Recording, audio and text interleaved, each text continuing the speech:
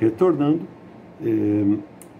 Bobbio vai então nessa caracterização do poder político como um monopólio da força, um monopólio legítimo da força.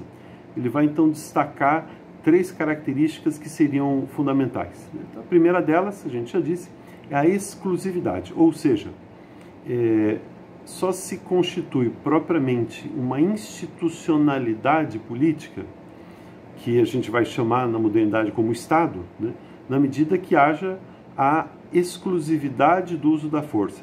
Então, não é possível, pode-se assim, para o funcionamento adequado do Estado, que existam outros grupos que detenham o monopólio ou o controle de meios de violência, de coerção, etc.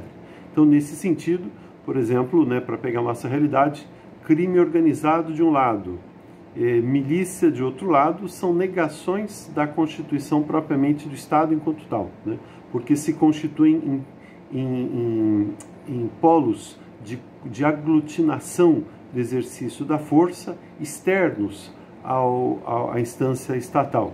Então, nesse aspecto, você tem aí uma descaracterização do Estado político na medida que você tem esta perda deste monopólio do uso da força.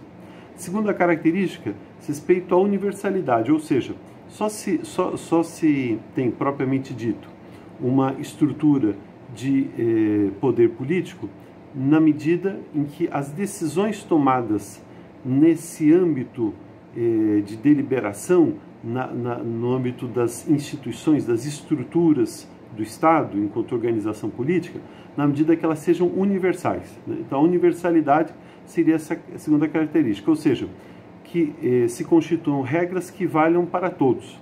Então, nesse sentido, você não tem propriamente um poder político organizado, uma instituição estatal, na medida que você constitua distinções sobre as regras de funcionamento da sociedade, sobre a deliberação relativa aos direitos, a prerrogativa de privilégio, direitos, etc., de forma diferenciada. Ou seja, o que caracteriza exatamente o Estado político é esta universalidade, o fato de que as regras valem para todos integrantes dessa comunidade política. E a terceira é a inclusividade, ou seja, se reconhece numa estrutura política a prerrogativa de interferir na conduta de todos os indivíduos e, em certa medida, até no conjunto dessas condutas, quer dizer, todas as condutas de todos os indivíduos. Quando você leva isso muito a sério, você chega no modelo do Estado absolutista. Então, Hobbes, por exemplo, né, vai caminhar nessa direção. No fundo, o Estado ele tem que ter a prerrogativa de poder interferir em todas as condutas, ou seja, ele tem que ter condição de extrair de todos os indivíduos as suas liberdades, para que ele possa fazer a gestão adequada, racional, justa, legítima dessas liberdades.